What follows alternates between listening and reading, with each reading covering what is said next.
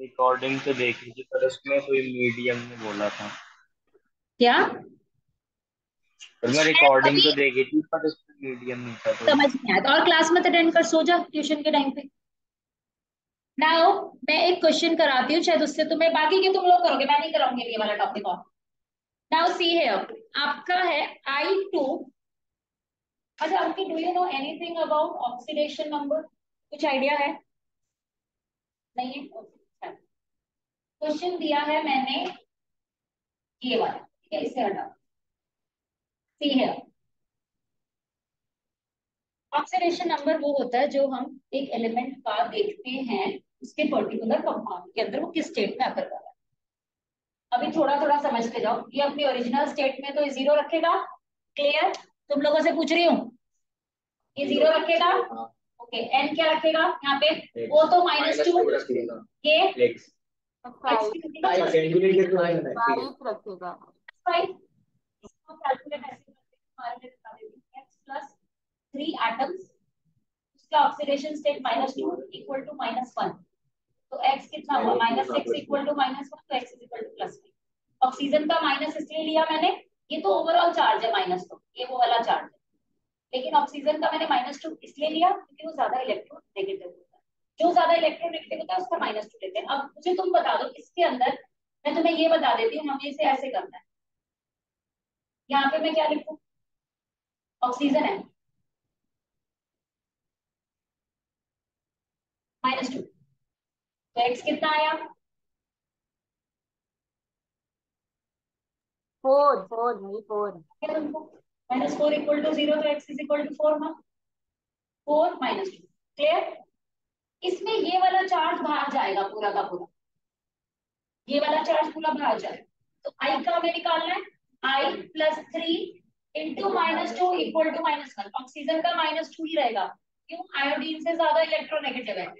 तो x is equal to -6 -1, तो x is equal to +5, ये +5। क्लियर? समझ आ गया? अब मुझे बताओ ऑक्सीडेशन कौन कर रहा है, रिडक्शन कौन कर रहा है? I2 कर रहा है IOC। I2 में है ऑक्सीजन। जब I2। ये देखो, अब इस इनको कैसे पता चला ये ऑक्सीडेशन कर रहे हैं? क्योंकि ऑक्सीडेशन का मतलब होता है लॉस ऑफ इलेक्ट्रॉन, राइट? 0 से नंबर बढ़ रहा है, नंबर जब बढ़ता है ऑक्सीडेशन। धीरे धीरे समझ लो, तुम्हें अभी समझ नहीं आएगा एकदम से, मुझे भी पता है। तो यहाँ ये कर रहा है ऑक्सीडेशन। कितने नंबर का चेंज है? 5। किसने ज्वाइन किया? हाँ, 5 इलेक्ट्रॉन का चेंज है, यहाँ 2 एटम है। 10 फैक्टर कितना हुआ? 10। यानी 5 × 2 = 10 इलेक्ट्रॉन का चेंज आया टोटल। क्या बताओ रिडक्शन कौन कर रहा है? अब मैं इसे रब कर रही हूँ। 1 इलेक्ट्रॉन। अरे एक मिनट, तुम नोट कर लो फटाफट से, ये वाला नोट कर लो। x+3 × -2 = -1। जिसने नहीं करा वो भी नोट कर लो। तुमने कर लिया पूरे पार्ट, तो फिर नोट क्यों नहीं कर रहे? मैंने कर लिया ना, मतलब ऐसे तो ये क्वेश्चन टोटल हुआ ही नहीं तुमसे। 11। मैंने पहली बार देखा। मैंने क्वेश्चन क्यों दिए थे? अरे मैंने देखा नहीं। पिटाई खाओगे तुम सारे के सारे। अब से मैं टैग कर करके जेंटल रिमाइंडर डालूं। कितना अच्छा बच्चा, बहुत अच्छी बात है। अब ये बताओ, अब ये यहाँ कर रहा है रिडक्शन, क्यों? क्योंकि इलेक्ट्रॉन डिक्रीज कर रहा है, पहले समझ लो, फिर अब नहीं करूंगी। अब +4 से ये +5 से +4 में जा रहा है, यानी कम कर रहा है, यानी रिडक्शन। कितने इलेक्ट्रॉन? 1 इलेक्ट्रॉन। 1 इलेक्ट्रॉन।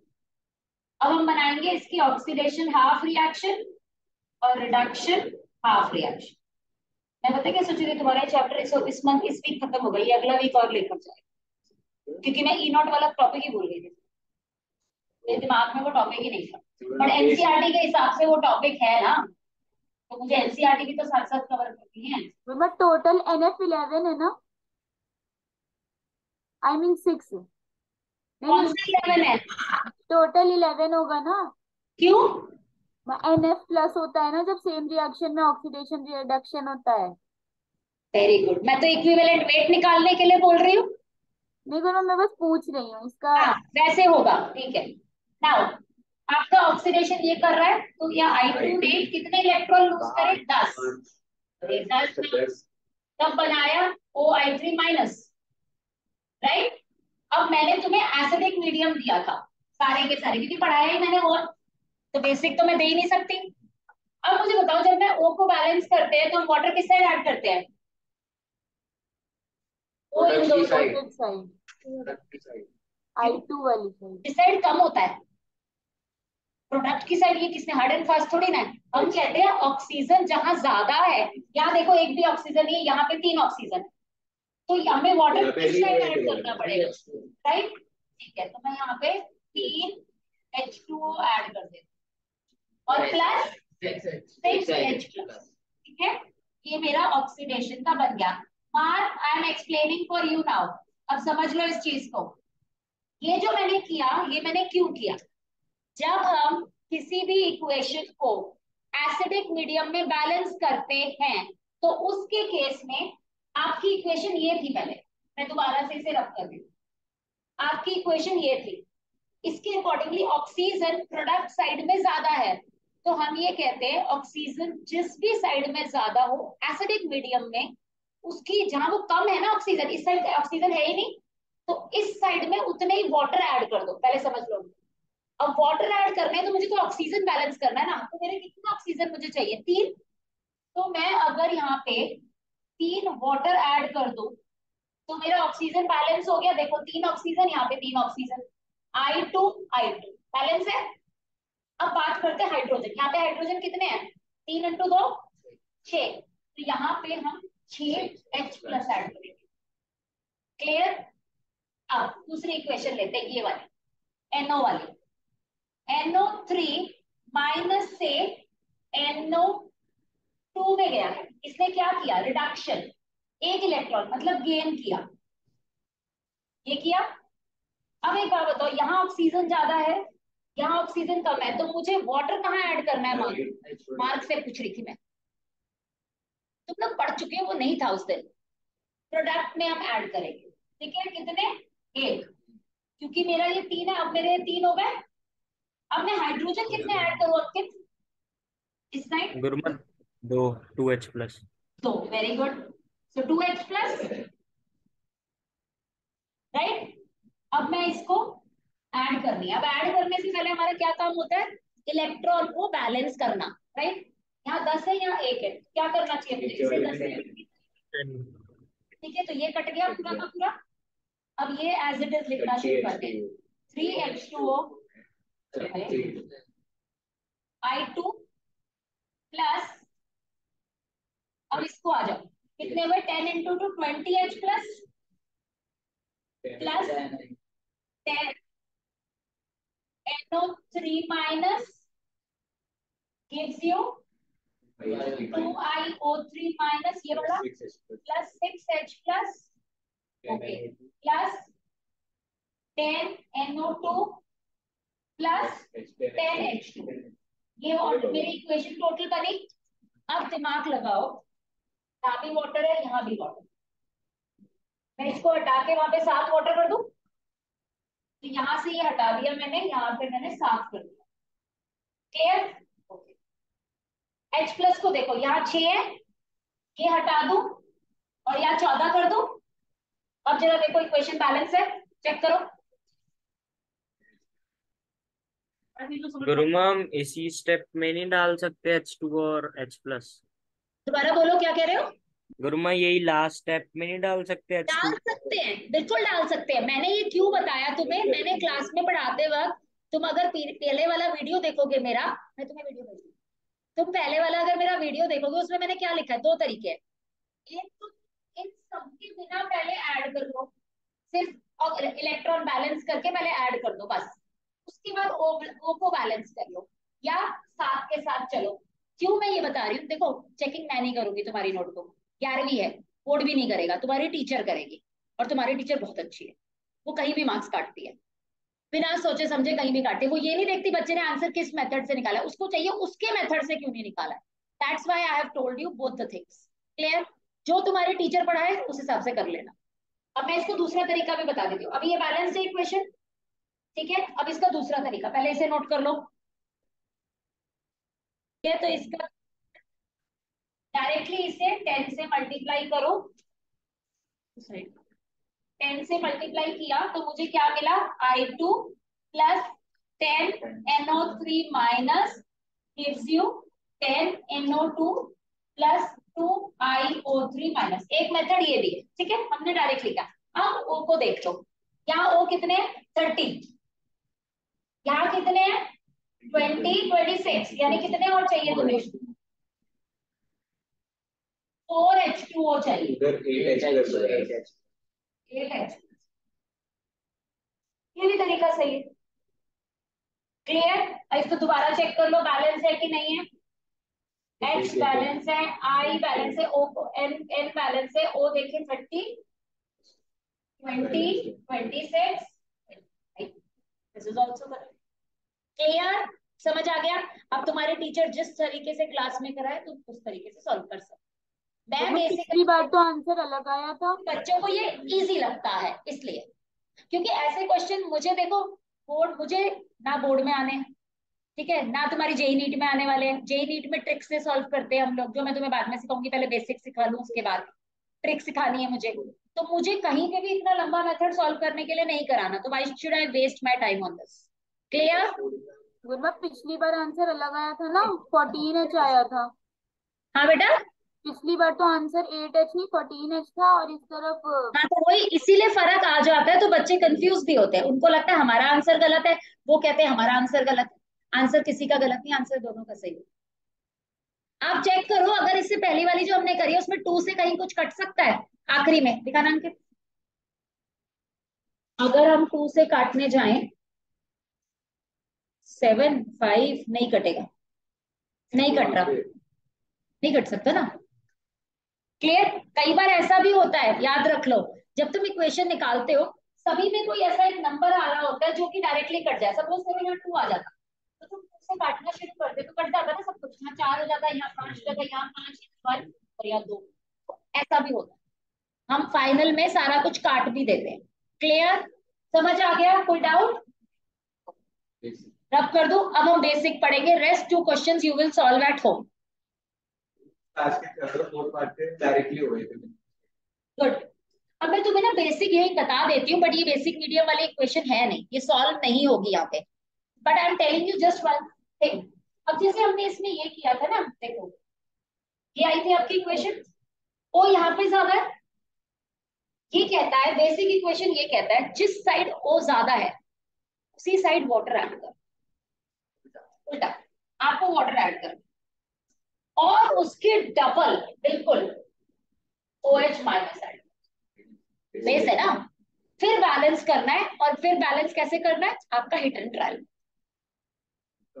तुक्का मरेगा, क्योंकि इसमें होगा ही नहीं। अगर आप, पता क्या होता है, बच्चा एक बार H2O और ऐड करेगा तो यहाँ पे 4 OH हो गए, फिर एक OH किया तो 6 OH हो गए, तो बच्चा कंफ्यूज ही रहता है। तो इसमें हम कहते हैं अब बेटा आ जाओ अपने हिट एंड ट्रायल में, वो इजी तरीका। क्लियर, तो अभी बेसिक की इक्वेशन देती हूँ, उससे समझ में पहले बेसिक का रूल, हाँ इसीलिए बेकार है, लिखो बेसिक का रूल लिखो पहले। Balance the ionic equation in basic medium, to balance the ionic equation in basic medium, मैंने क्वेश्चन यहां से दिए थे, B add water to the side having water to the side having more oxygen atoms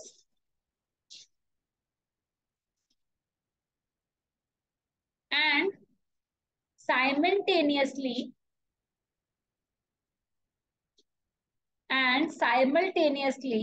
add twice OH minus on the opposite side.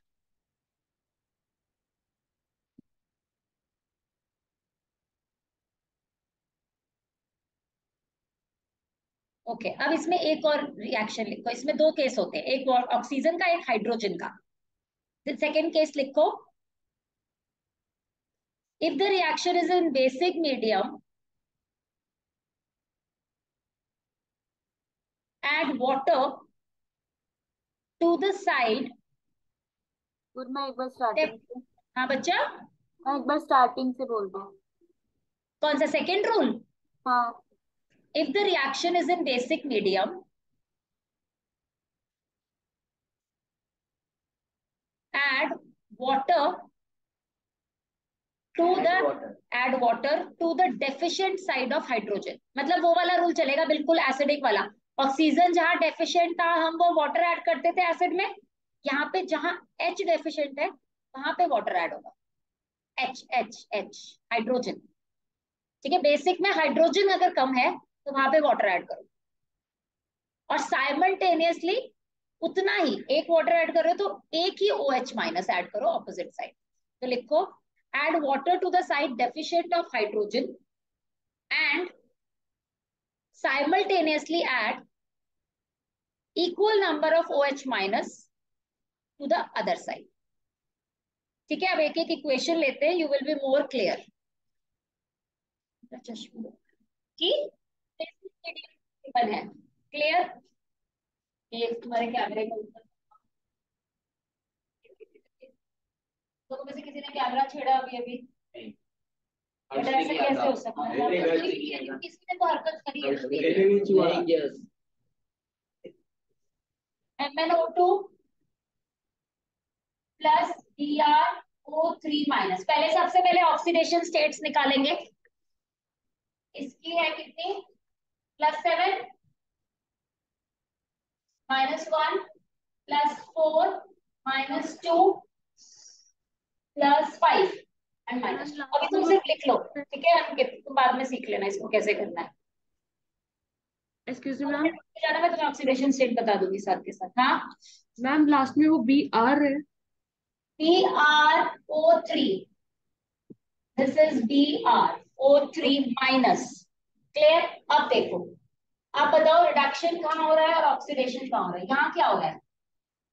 और electron कम हो, मतलब number, oxidation number कम हो रहा है, तो रिडक्शन। रिडक्शन कितने का?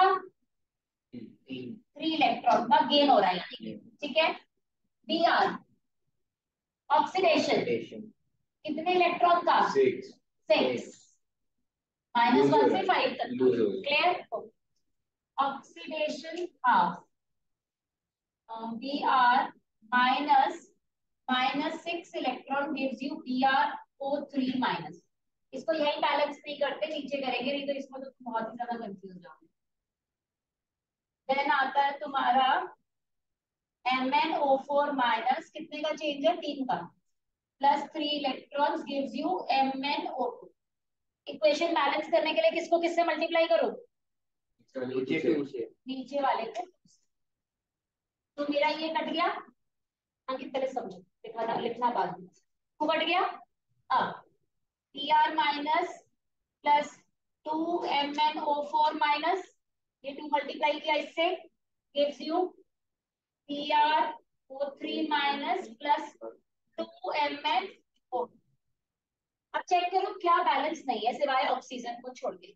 Br है, Mn 2 है। क्लियर? अब ऑक्सीजन, इस साइड कितने ऑक्सीजन है? 8। इस साइड कितने हैं? 5 नहीं, 4 और 3 7। ना यहाँ तुम्हारे लिए सबसे बड़ी दिक्कत आती है, क्योंकि जहां पे कम हो जाता है ना, वो दिक्कत करता है। अब एक बात बताओ, इसमें मैंने क्या बताया था? जिस साइड एक्सेस है मैंने ऐड कर, और डबल ऑफ चेक करो, बैलेंस हो गई क्वेश्चन।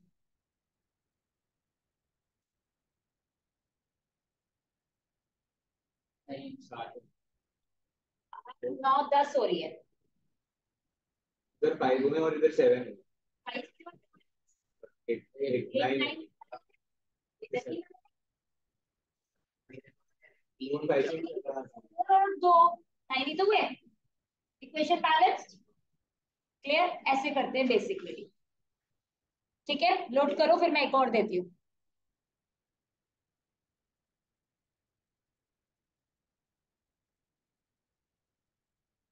बेसिक मीडियम की वैसे भी तुम्हें बहुत कम मिलेंगे इक्वेशंस। मैंने एबीसी ग्रुप में भेज रखी है, कभी खोल के पढ़ी है? सच सच बता। सच्चा जवाब है ये। क्या क्या ले लो, इसे तो पता भी नहीं मैं क्या पूछ रही हूँ। मैंने मैं बाद में ऐड हुआ था। हाँ तो उसके बाद में भेज दो। आपने मुझे बुक भेजी थी, मैंने उसका बस फर्स्ट चैप्टर पढ़ा है। एबीसी का हाँ। बेसिक ये भी खोल लो, रिडॉक्स। अच्छा पार्ट 2 मैंने भेजा नहीं है? नहीं नहीं नहीं, मतलब जो सिलेबस में आ रहा था ना PT1 के, बस बट इतना मैंने ही पढ़ा है। पार्ट 2 भेजा हुआ है। 999 हाँ बेटा, वो तो उतने ही होंगे। PDF थी। नहीं नहीं। पार्ट 2 है कि नहीं एक अरे बार उस चेक ग्रुप कर पे लो, डाली मैं तो तुम्हें वही आज बात भेज दूंगी अरे पार्ट तो 2। दूसरी है। वो तो ये तो नहीं, वो तो एक बुक तो ये तो दिनेश की है, मैंने क्वेश्चन इसी में से भेजे थे। नहीं हाँ पार्ट वन। पार्ट 1 है खाली। मैं पार्ट 2 आज भेज दूंगी, क्योंकि रिडॉक्स तो तुम्हें पार्ट 2 में मिलेगा ना।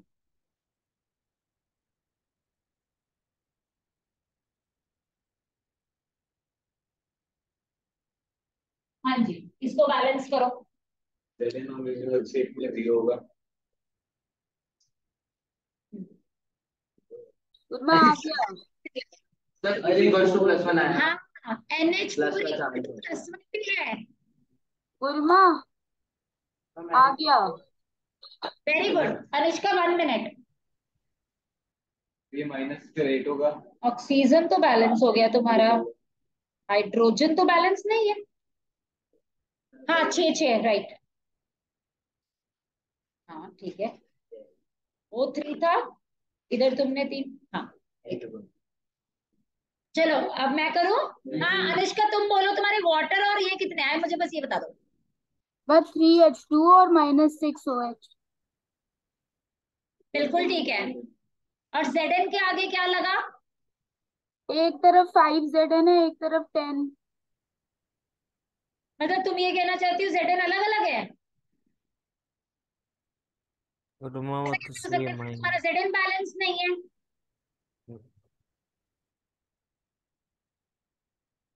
ठीक है, चेक करो।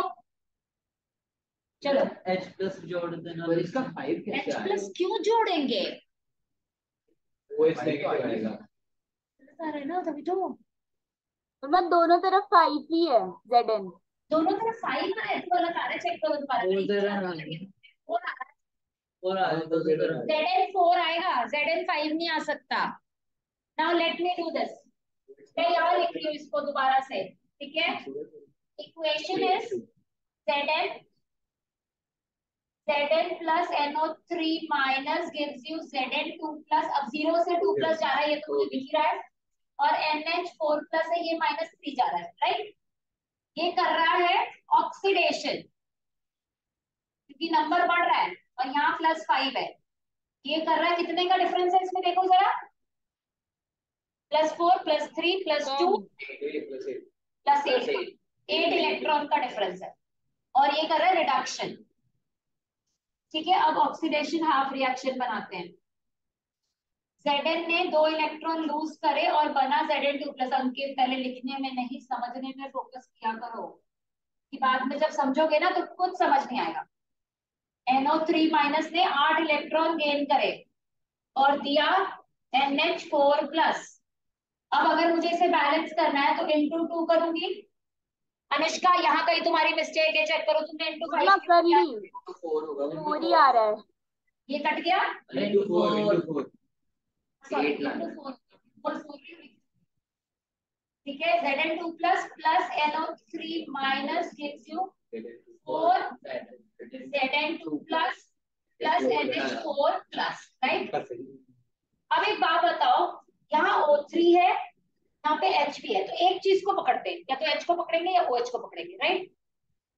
O3 ज्यादा है, आपने इस साइड वाटर ऐड किया, आपने इस साइड 2 OH माइनस ऐड, ठीक है? अब चेक करते हैं, आपके वाटर यहाँ पे 6 आ रहे हैं, यहाँ पे हाइड्रोजन 6 आ रहे हैं, ऑक्सीजन यहाँ पे 4 आ रहे हैं, और वहां ऑक्सीजन 2 आ रहे हैं। पहले हाइड्रोजन को बैलेंस कर लेते हैं। कर लिया बैलेंस? अब ऑक्सीजन कितने चेक करो, 3 और 3 6 लगा दो। नहीं, बैलेंस नहीं हुआ, तुम भूल रहे हो, ये हाइड्रोजन भी है, तुम्हारे में भी गलती है इसका मतलब। चेक करो दोबारा से, अगर मैं 6 लगा रही हूँ तो बताओ चेक। ये 6 है, इससे 10 हो गए हाइड्रोजन, तो यानी मुझे ये 5 करना चाहिए। हाइड्रोजन को बैलेंस करने के लिए तो 5 होंगे ना। अब ऑक्सीजन कितने, 8। तो मैं यहाँ पे अगर 4 करूं, 8 करूं, सॉरी 8 करूं, तो मेरे ऑक्सीजन तो बैलेंस हो गया, हाइड्रोजन हिल गए, राइट। अब मैं तुम्हें इसका फाइनल आंसर दे देती हूँ, ठीक है। ये मैंने कहा था हिडन ट्रायल होता है, यहाँ 10 आ रहा है और यहाँ 8 आ रहा है। पागल हो जाएंगे तुम। मैंने कहा था एसिडिक मीडियम कम करती है, बेसिक। सॉरी हाँ बेसिक मीडियम कम करेगी, इसीलिए बेसिक मीडियम उसके टीचर्स नहीं देते, हमारे टीचर थोड़ी डिफरेंट है, दे सकती है। क्लियर, समझ आ गया? ओके, तो बेसिक मीडियम थोड़ा सा तंग करेगा। चलो इसको एच के हिसाब से बैलेंस करके देखें, एक बार एच के हिसाब से भी बैलेंस करते हैं, ठीक है। चलो इसे पूरे को रख कर दो। अब एच के हिसाब से अगर हम चले तो हमारा एच यहाँ पे ज्यादा है, तो मैंने क्या रूल लिखा है, जहां डेफिशिएंट है वहां पे वाटर ऐड करो, बात वही आएगी, ओ एच माइनस। अब सीधा हिट एंड ट्रायल पे आ जाओ फिर से, यहाँ 5 है, यहाँ 2 है। अब 5 कैसे करूँ इसको, 5 तो नहीं कर सकती, 6 कर सकती हूँ, 7 कर सकती हूँ, 8 कर सकती हूँ। तो अब फाइनल पहले ही बता चुकी हूँ तुमको, आंसर वही का वही घूम के आएगा, चाहे तुम किसी को भी पकड़ के चलो। क्लियर? तो बेसिक मीडियम आज के लिए इतना, बेसिक मीडियम में ज्यादा नहीं कराऊंगी क्योंकि आता भी नहीं है, ठीक है। लिख लो, देन 1-2 क्वेश्चन भेज दूंगी, कर लेना। देन लेट्स स्टार्ट विद, तुम लोगों ने स्कूल में पढ़ा हुआ है। हाँ जी बताओ, इलेक्ट्रोलिटिक सेल तुमने पढ़ा हुआ है इसे। मैं जो इलेक्ट्रोलाइसिस में टेंथ यूज में हो पढ़ाया मैंने इलेक्ट्रोलिटिक सेल। मैं जो इलेक्ट्रोलाइसिस में यूज होता है। अच्छा मैंने नहीं पढ़ा है, रुक जा एक सेकंड, अनुष्का तुम 2 मिनट शांत हो जाओ, या 2 मिनट शांत हो जाना, मुझे जरा ध्यान से बात करने दो। इलेक्ट्रोलिटिक सेल अगर हमने नहीं पढ़ा तो बेटा आपने कॉपर की रिफाइनिंग कैसे करी थी, याद आ गया? ये तो पढ़ी थी, मेटलर्जी नॉन मेटलर्जी में पढ़ा याद आ है गया, मम्मा। Impure pure copper. सबसे पहले हम डिफरेंस समझेंगे इलेक्ट्रोलिटिक सेल और इलेक्ट्रोकेमिकल सेल। इलेक्ट्रोकेमिकल सेल वो होता है जो आपकी कार की बैटरीज में लगा होता है, आपके इन्वर्टर में लगा होता है। और इलेक्ट्रोलिटिक सेल कौन सा होता है, जो हम रिफाइनिंग के लिए यूज करते हैं, ठीक है। अब इन दोनों का बेसिक डिफरेंस समझो, मैं डायग्राम पहले बनाती हूँ फिर समझ में आता है। आपका ये डायग्राम होता है, यहाँ एक सोर्स ऑफ इलेक्ट्रिसिटी लगी होती है, ठीक है। और यहाँ क्या होता है, 2 कंटेनर होते हैं, 2 डिफरेंट सॉल्ट्स होते हैं, और ये कनेक्टेड होता है वोल्ट मीटर से, गैल्वेनोमीटर से, सॉरी। क्लियर? ये आपका बेसिक डिफरेंस होता है इन दोनों के बीच में। अब यहाँ पे ये प्लस है, ये माइनस है, जो प्लस होता है उसे हम यहाँ पे क्या बोलते हैं, एनोड, और इसे क्या बोलते हैं, कैथोड। यहाँ पे क्या होता है, रिडक्शन, और यहाँ क्या होता है, ऑक्सीजन। क्लियर? यहाँ पे ये माइनस होता है और ये प्लस होता है, ये एनोड होता है और ये कैथोड होता है, लेकिन रिडक्शन एंड ऑक्सीडेशन अपने हिसाब से चलती है, ठीक है। दूसरी चीज, बैटरी, इसमें बैटरी हम दे रहे हैं, इसमें गैल्वेनोमीटर हम लगा रहे हैं, मतलब बैटरी हम नहीं दे रहे, हम इसको इलेक्ट्रिसिटी नहीं दे रहे हैं। यहाँ पे इलेक्ट्रिकल एनर्जी यूटिलाइज करके ये केमिकल आपका केमिकल एनर्जी में कन्वर्ट होता है, यहाँ पे केमिकल एनर्जी इलेक्ट्रिकल एनर्जी में कन्वर्ट होता है। इसे हम करवा रहे हैं, क्यों? Because we are giving energy, that means this is non spontaneous. अब इसका मतलब समझो, क्योंकि ये वर्ड पहली बार तुम्हारे पास आया है। स्पॉन्टेनियस होता है जैसे अगर मैं आज तुम्हें बोलूं बेटा 10 क्वेश्चन केमिस्ट्री के करने हैं जेई वाले, और मैं डंडा लगा दूं करने ही करने हैं, तो करोगे तुम, मन से करोगे, दैट मीन्स ये क्या हुआ, नॉन स्पॉन्टेनियस, ठीक है। और जो एक होता है ना अंदर से, आज मुझे 10 क्वेश्चन करने हैं, हाँ अनुष्का शुक्ला, बिल्कुल वेरी गुड अनुष्का शुक्ला, अनुष्का, तो वो मन से करती है, इसका मतलब वो क्या है, स्पॉन्टेनियस, यानी वो इलेक्ट्रोकेमिकल से अनुष्का शुक्ला इलेक्ट्रोलिटिक। कह लो, तुम्हें जैसे याद रखी आप लोग। तो ये हो गया स्पॉन्टेनियस, ये अपने मन से करती है अर्श। ये अर्श को धक्का मार के कराना पड़ता है। जो नॉन स्पॉन्टेनियस होते हैं उसका डेल्टा जी पॉजिटिव होता है। अब डेल्टा जी अभी बताती हूँ क्या होता है। और इसका delta G negative. Delta G वो होता है, सपोज करो एक यूजफुल वर्क है। अगर मैं केमिस्ट्री की डेफिनेशन बोलूं तो मैं बोलूं वो एनर्जी जो एक यूजफुल काम में लगाई जा रही है। जैसे कि तुम्हारे पास 10 रुपए है, ठीक है, तुमने अपने छोटे भाई बहन को 2 रुपए दे दिए, ठीक है, 2 रुपए तुमने किसी चीज में खर्च कर दिए, बचे कितने? 6 रुपए। उसे तुम अपने मनपसंद किसी काम में लगाना चाहते, that is delta G. Useful work में लगाना चाहते हो। ये तो तुमने बर्बाद कर दिया ना, अपनी बहन को दे दिया, भाई को दे दिया, 2 रुपए वैसे ही खर्च कर दिए। 6 रुपए जो बचा एक, उसको तुम कह रहे हो मैं किसी अच्छे काम में लगाना चाहता, दैट इज डेल्टा जी।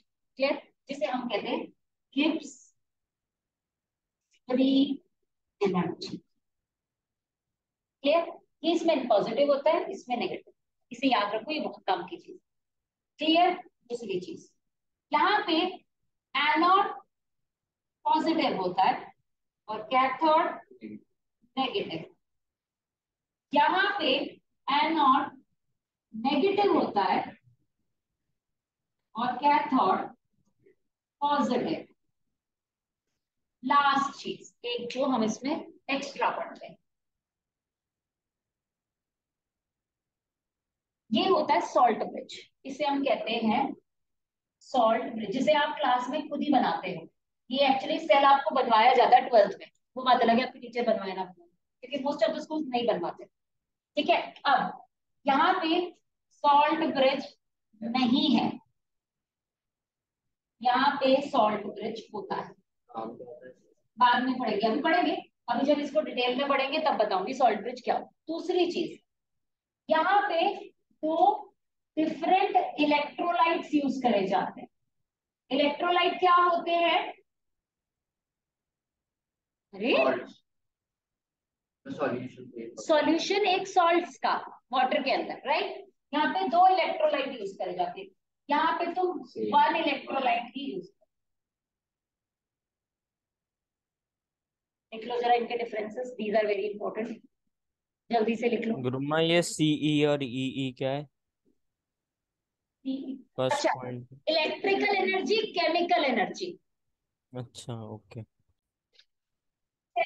इसमें पढ़ते हैं वो हम पढ़ते हैं वन मोलैरिटी सॉल्यूशन का। क्यों? क्योंकि वो standard temperature and pressure conditions पे हम पढ़ रहे हैं। जब हम standard temperature and pressure conditions की बात करते हैं तो हमेशा हमारा सॉल्यूशन का कॉन्सेंट्रेशन हम 1 मोलैरिटी लेके चलते हैं, प्रेशर हम 1 atm रखते हैं। क्लियर? उसके ऊपर उस सेल को पढ़ते हैं। नाउ लेट अस सी कि कैसा होता है।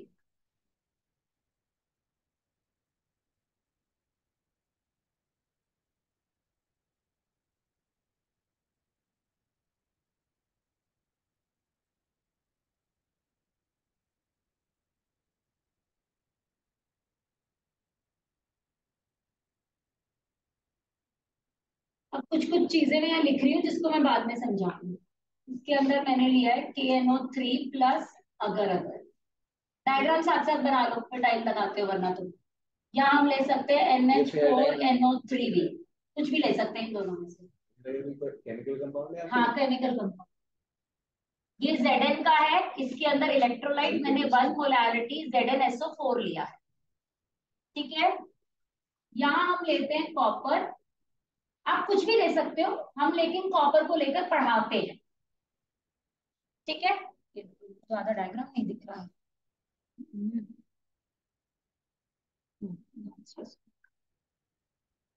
सी है ना? अब बना लिया डायग्राम? जल्दी बनाओ।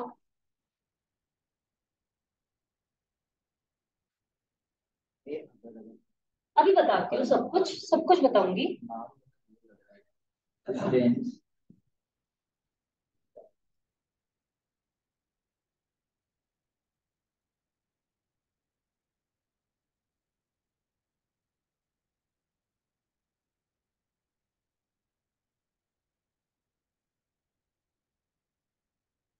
NH4NO3।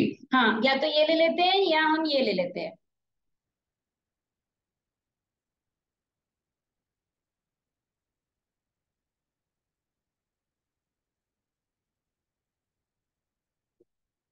Zn वैल्यूज में क्या है? m Zn अरे मतलब one one molarity. Molarity ZnSO4।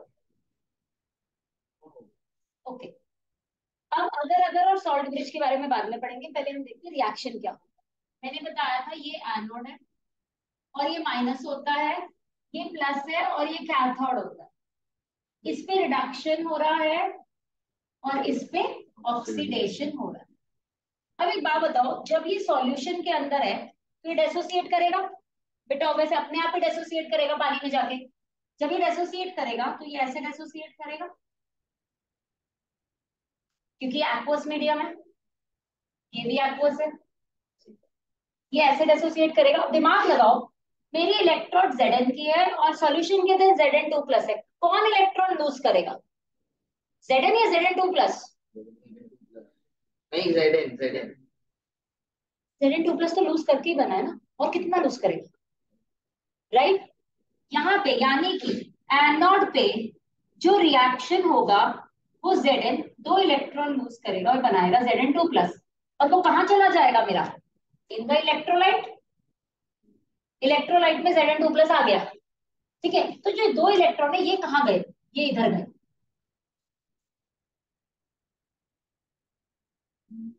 तो एक बात बताओ, जब इलेक्ट्रॉन जिस डायरेक्शन में ट्रांसफर करते हैं उसे हम माइनस लेते हैं कि प्लस? आंसर कि माइनस क्यों है ना, समझ आया? Let's go to cathode now. अब कैथोड का रिएक्शन देखते हैं। कैथोड ने ये 2 इलेक्ट्रॉन लिए हैं और इस ये अपने आप में डिसोसिएट हो रहा है, तो ये क्या बना रहा है, ये बना रहा है। अब एक बात बताओ, गेन कौन करेगा, Cu या Cu2+? Cu2+ गेन करेगा, क्यों? क्योंकि Cu तो लूज कर सकता है, गेन नहीं कर सकता। Cu2+ गेन लूज करके बनाए तो ये वापस गेन कर सकता है। तो यानी कि यहाँ जो रिएक्शन होगा वो ये होगा कि Cu2+ गेन 2 इलेक्ट्रॉन जो उसे यहाँ से मिले हैं एंड गिव्स यू Cu, और वो Cu कहाँ चला जाएगा, इसके ऊपर, ठीक है।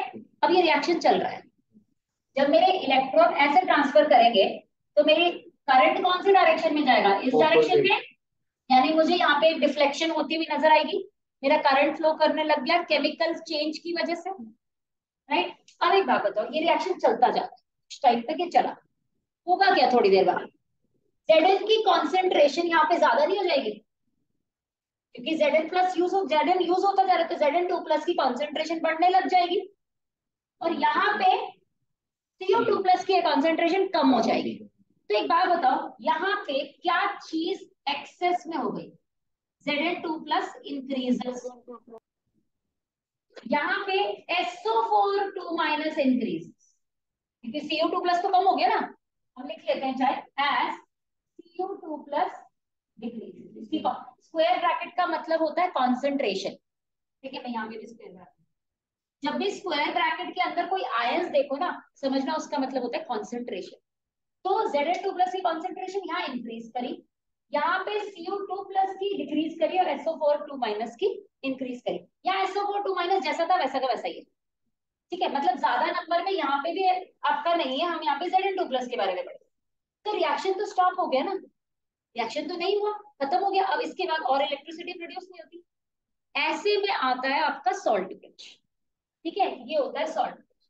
सॉल्ट ब्रिज हम क्या करते हैं, हम टेस्ट ट्यूब लेते हैं, सिंपल सी ऐसे एक टेस्ट ट्यूब लो आप, जो दोनों तरफ से खुली होती है, उसे हम आग से ले जाके ऐसे बेंड करते हैं 90 डिग्री के एंगल में। ये हम खुद क्लास में करवाते हैं, यूट्यूब बेंड टेस्ट ट्यूब्स भी मिलती है। कई बार हम बच्चों को सिखाने के लिए कराते हैं, जैसे मेरी आदत है मैं टेस्ट ट्यूब बेंड करना सिखाती हूँ, ठीक है। तो ये तुमने बेंड कर ली टेस्ट ट्यूब, उसके बाद तुम इसमें क्या करते हो, अगर अगर डालते हो। अगर अगर is a kind of gelatin, ये कार्बोहाइड्रेट के साथ कुछ केमिकल्स को मिला के बना होता है, जेलेटिन होता है एक तरीके। इस जेलेटिन में आप ये वाले सॉल्ट्स लेते हो। अब क्वेश्चन आता है यही वाले सॉल्ट्स क्यों लेते हैं, हम कुछ और क्यों नहीं ले सकते? अगर अगर के अंदर यही दोनों होते ये सॉल्ट इनमें से एक एक होता है, हम ऐसे ही सॉल्ट्स क्यों लेते हैं? क्योंकि हमें इसकी कुछ कंडीशंस फॉलो करनी होती है। वो कंडीशंस क्या होती है, पहले इसकी वर्किंग समझ लो तो तुम्हें ज्यादा अच्छे से कंडीशन समझ में आ जाएगी। हमने ये सॉल्यूशन ले लिया, अब ये सॉल्यूशन क्या करेगा, इसको हम क्या करते हैं, यहाँ से ना कॉटन से प्लग इन कर देते हैं, इसको डालते हैं कॉटन से प्लग इन करके छोड़ देते हैं। अब जब रिएक्शन हमें दिखता है कि गैल्वेनोमीटर में डिफ्लेक्शन खत्म हो गई, तो हम इसके कॉटन प्लग्स को बाहर निकाल दें। ठीक है, जब कॉटन प्लग्स को बाहर निकाल के हम इस इलेक्ट्रोलाइट में से पूरा डुबा देते हैं। जब हम इसे डुबाएंगे तो ये जो जेलेटिन टाइप पीपीटी इसके अंदर डली हुई है सॉल्यूशन, वो इसके अंदर जाने लगेगा इलेक्ट्रोलाइट में। अब इलेक्ट्रोलाइट में इस साइड क्या है, तो प्लस, तो नेगेटिव आयन जाना चाहिए।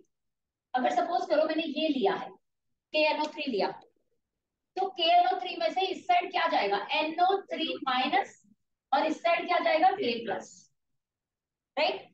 तो दोबारा से कॉन्सेंट्रेशन पॉजिटिव आयन की उधर बढ़ गई, इधर नेगेटिव आयन की बढ़ गई, तो मेरा रिएक्शन फिर से चलने लगा।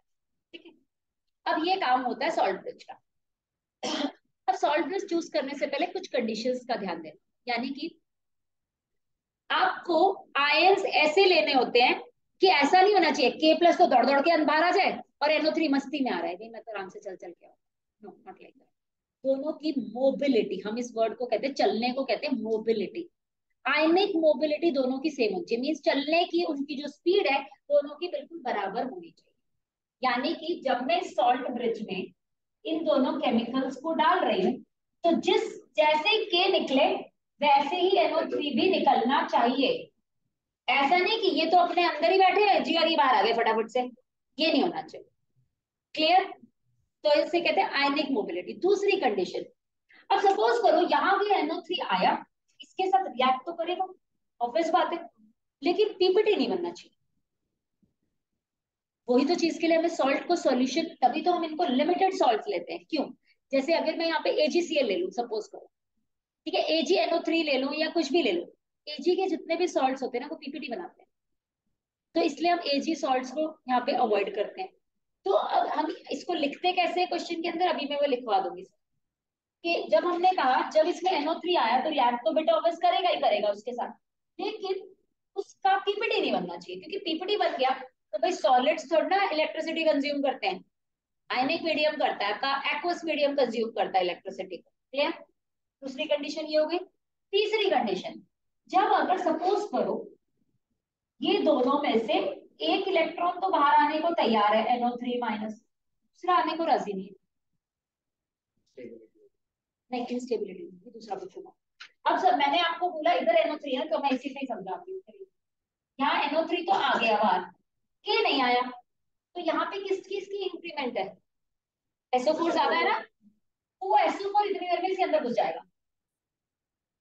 जब वो SO4 अंदर घुस जाएगा तो K तो पहले से बैठा हुआ है, K तो अंदर ही है ना इसके, तो K के ऊपर एक प्लस चार्ज है, SO4 माइनस चार्ज दे देगा, तो यहाँ पे एक जंक्शन पोटेंशियल क्रिएट हो जाता है, अपना ही एक इलेक्ट्रिसिटी का एक बैटरी चलाने लग जाते हैं अंदर ही। यानी कि हम इसको कैसे दिखाते हैं, यहाँ पे एक प्लस चार्ज इकट्ठा हो गया और यहाँ पे एक माइनस चार्ज, तो ये तो जंक्शन पोटेंशियल क्रिएट हो गया ना, एक अपना ही पोटेंशियल इन्होंने क्रिएट कर लिया। तो ये नहीं होना चाहिए, इसीलिए हम कहते हैं ये दोनों के दोनों जब बाहर निकले तो एक साथ निकले, स्पीड इनकी सेम होनी चाहिए। समझ आ गया इसका फंक्शन, क्लियर। अब पहले ये सब नोट कर लिया है, नोट कर लो, फिर मैं सॉल्ट ब्रिज का पूरा फंक्शन लिखवाऊंगी। अब पहले रुक जाओ, अभी कंप्लीट नहीं हुआ। अब तुम्हें क्या करना है, इन दोनों को बैलेंस करेंगे इक्वेशन को, तो ये इक्वेशन ऑलरेडी तुम्हारी 2+2+ है, तो फाइनल इक्वेशन क्या बनी, Zn प्लस Cu2+, अच्छा Zn किसमें, सॉलिड में, ये एक्वस में था, gives you Zn2+ in aqueous plus Cu in solid, यही मिलेगा। अब एक सेल रिप्रेजेंटेशन एक वर्ड होता है, मींस जो मैंने सेल बनाया ना इसको रिप्रेजेंट करके कैसे लिखें, उसे हम कहते हैं सेल रिप्रेजेंटेशन।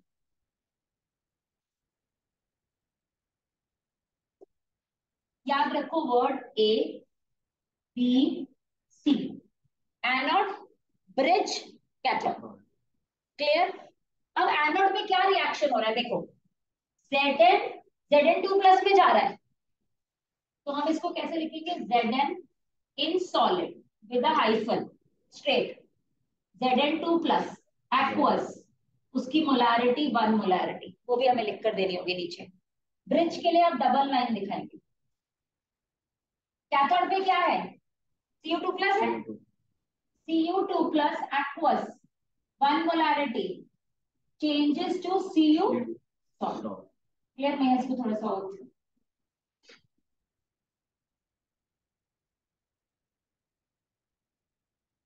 समझ आ गया? इसको देखकर ही तुम समझ सकते हो कौन कैथोड पे और कौन एनोड। कई बार क्वेश्चन में ये दे दिया जाता है और पूछा जाता है कौन कैथोड कौन एनोड है, तो तुम्हें देख के ही पता चल रहा है एनोड ब्रिज और कैथोड होता है। क्लियर? पहले इतना लिख लो, फिर इसका न्यूमेरिकल भी बताती हूँ। हो गया? अब इसकी सेल का एक न्यूमेरिकल कैसे निकालते हैं? हम कहते हैं, यहां लिखते हैं ई नॉट सेल, यानी electrode potential of the cell. अब जब मैं नॉट लगाऊं ना ऊपर, तो मतलब होता है standard temperature and pressure condition. Clear? मतलब आपने कॉन्सेंट्रेशन 1 मोलैरिटी रखी है, प्रेशर आपका 1 एटीएम चल रहा है। समझ में आ गया? जब ई नॉट की बात आ जाए तो, क्योंकि इस चैप्टर में आप 12वीं में जब पढ़ोगे तो ई सेल भी पढ़ाऊंगी मैं, वहां पे ई नॉट के साथ साथ ई सेल आएगा सिर्फ, तो वो हम बोलते हैं वो उसमें आपकी कॉन्सेंट्रेशन 1 मोलैरिटी नहीं। इसका फॉर्मूला होता है ई कैथोड माइनस ई। ई मींस इलेक्ट्रोड पोटेंशियल। ये जो इलेक्ट्रोड है इसने एक पोटेंशियल क्रिएट किया है यहाँ पे, जिसकी वजह से करंट फ्लो हुआ है, वो ही पोटेंशियल, उसी की वैल्यू हम डालते हैं। यहाँ पे एक वैल्यू निकल के आती है दैट इज 1.1 वोल्ट। इस सेल की ना, अगर मैं ई नॉट सेल बोलूं that is equal two plus 1.1 volt. ठीक है? और जब भी तुम्हारा आंसर माइनस में आ रहा हो ना, समझ जाना या तो तुम गलती कर रहे हो या वो रिएक्शन फीजिबल नहीं है। फीजिबल मतलब वो रिएक्शन हो नहीं सकता। ऐसे क्वेश्चन भी आ जाते हैं?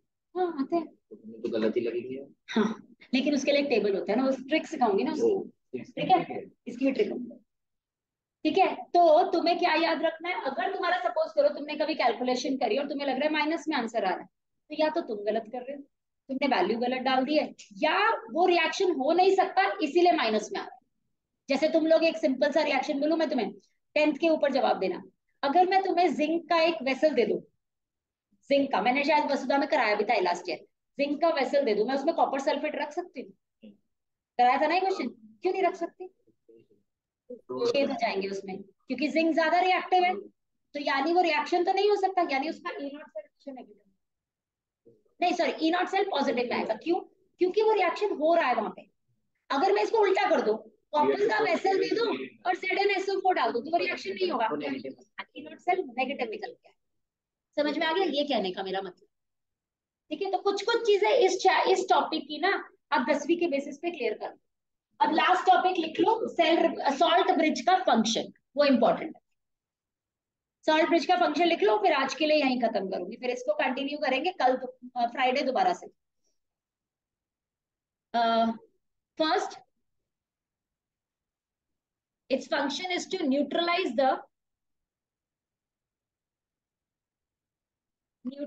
the solution, या न्यूट्रलाइज द इलेक्ट्रोलाइट लिखना, not solution.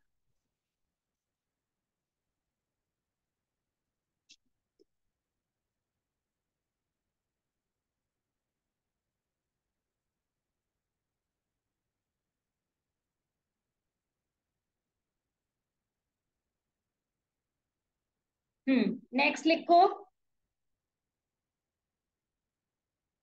It complete the cell circuit.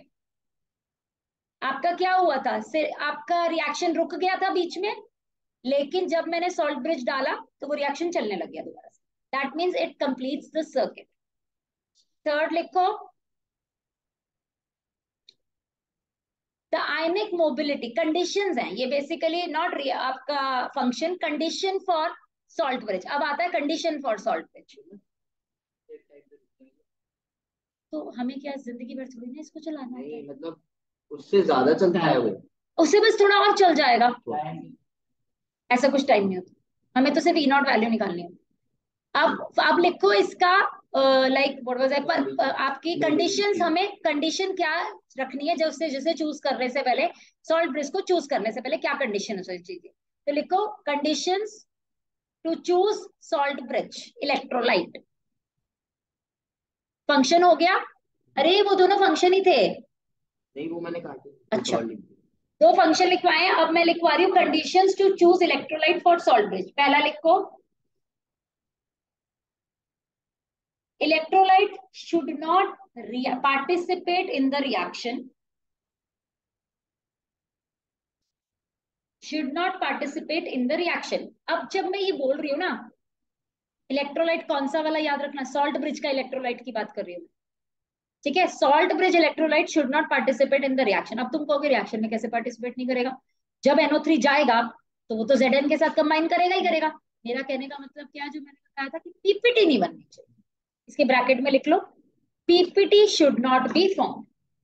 भाई रिएक्शन तो होगा ही होगा, बट पीपीटी फॉर्म नहीं होनी चाहिए, ये स्टेटमेंट का मतलब ये होता है। क्लियर?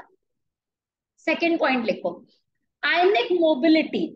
आयनिक मोबिलिटी होती है स्पीड ऑफ आयंस, ब्रैकेट में लिख लेना। आयनिक मोबिलिटी होती है जब वो पानी में मिल जाते हैं ना, तो उनके आसपास पानी घेर लेता है, ये मैंने 10वीं में भी पढ़ाया था। तो पानी जब घेर लेता है तो फिर वो चलते हैं, तो उसे कहते हैं आयनिक मोबिलिटी, ठीक है। तो लिखो आयनिक mobility should be same, of the ions should be same, else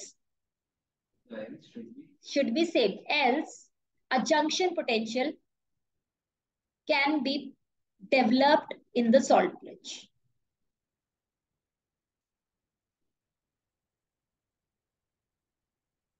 ठीक है, कैन बी डेवलप। पीपीटी होता है जैसे हम लोगों ने 10th में पढ़ा है ना, ये वाला रिएक्शन है, तुम्हें एग्जांपल दे दूं, CaCl2 प्लस Na2SO4 वाला जो हम पढ़ते हैं, तो ये क्या करता है, ये Cl इसके पास चला जाता है, ये इसके पास डबल डिस्प्लेसमेंट रिएक्शन हो गया, ठीक है। तो एक क्या करेगा, एक पीपीटी बना लेगा जो नीचे सेट हो जाता है, वो सॉलिड फॉर्म में होता है। एक सेकेंड अनुष्का, अगर वो सॉलिड फॉर्म में होता है तो सॉलिड फॉर्म में तो वो रिएक्शन नहीं करेगा ना, हाँ बोलो। उल्टा लिखा है, BaCl2 बनाएगा ना पीपीटी तो नीचे लिखा तो है BaSO4, मैंने पीपीटी तो BaCl2 की बनती है। क्या हो गया तेरे को, हाँ बोलना। NaCl सॉल्ट सॉल्यूशन होता है। अच्छा, भूल गई, कोई बात नहीं, कोई टेंशन नहीं, मुझे 10वीं भूल गए तो 11वीं मत भूलो। हाँ, मैंने क्या लिखा है last point, can be develop, और इसका क्या फंक्शन बचा, ये हो गया कंप्लीट द सर्किट, मैंने बता दिया पर्पस। हाँ, एक और चीज लिख लो इसमें Ag की, we can not use AgCl, AgBr